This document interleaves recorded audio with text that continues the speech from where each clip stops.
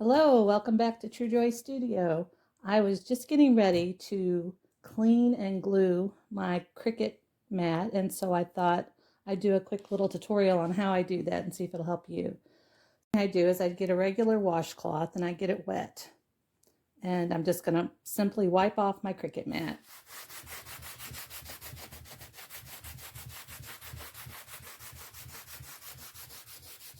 So I'll give it one good quick wipe over.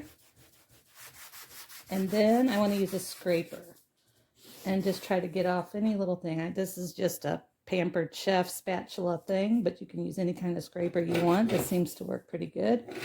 And I'll just go along, and this will help loosen up any of the little fuzz or debris that's on there.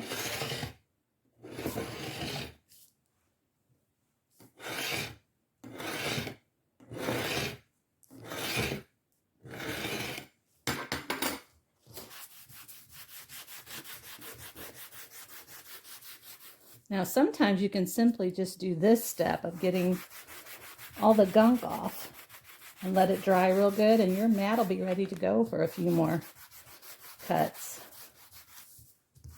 But I've used this like that several times, so I'm going to go ahead, get this all wiped down.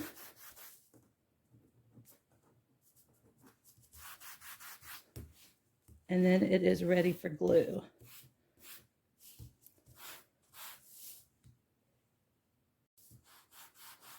Okay, I've got this one all wiped down, and I'm going to let it dry, probably 15 or 20 minutes. I have another one here that I wiped down earlier, and it is ready for glue. So before I start gluing, I take some washi tape, or you can use painter's tape, just a tape that'll come off easy, along the outside edge here, and lie the tape right against the side there. So it'll be nice and straight when I'm finished. I do that on all four sides.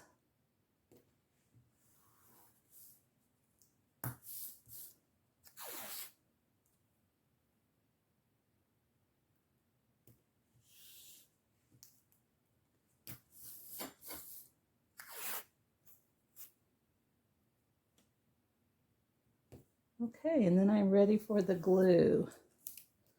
Now the key to this is to use a kind of glue that is repositionable.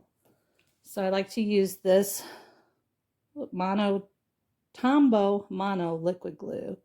I have used some other that's, as long as it says repositional on there, and then you let it dry for an hour or so, it's usually good to go. But I found this one works the best for me. So you can use a brush to do this. I just simply gob some on there. And then I use my fingers to spread it out.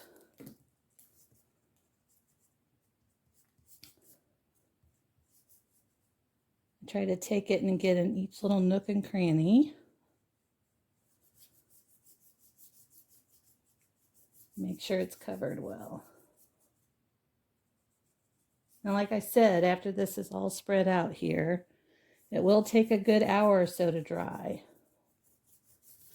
So you don't want to do this when you need to be in a rush, but this will save a lot of money on just buying new mats. I use mine over and over again until they pretty much just bust through. I do hundreds of cuts a day on my Cricut, so it gets lots of use. Okay, and you can kind of see here where some of this is thicker than others, so I just really try to get it all smoothed as best I can. And then these corners where that you'll use a lot more, I try to make sure those are done real well.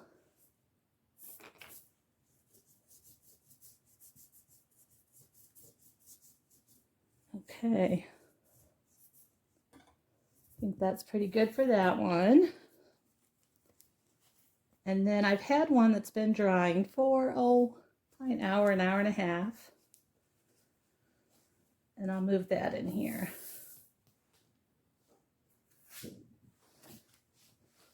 Okay, let me take the tape off of this one. And putting that tape on there gives you a nice crisp line.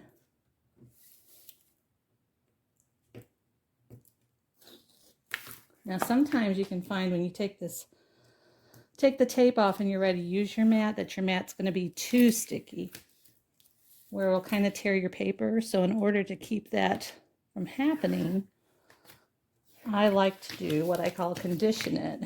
And so I'll just take my hands, get this last strip off here. See, that would be way too sticky for me. Depending on what you're cutting, you might need it that sticky. But I just take my hands, because they have oils and whatnot all over it, and condition it that way. So then I get it to about the stickiness that I like it, and it's ready to go. I don't know if you can tell with the glare in here now. I mean, it's not perfect, like you brand new buy it, but I will get hundreds and hundreds of cuts on doing this one time. So I'm always pleased with the result, with the outcome.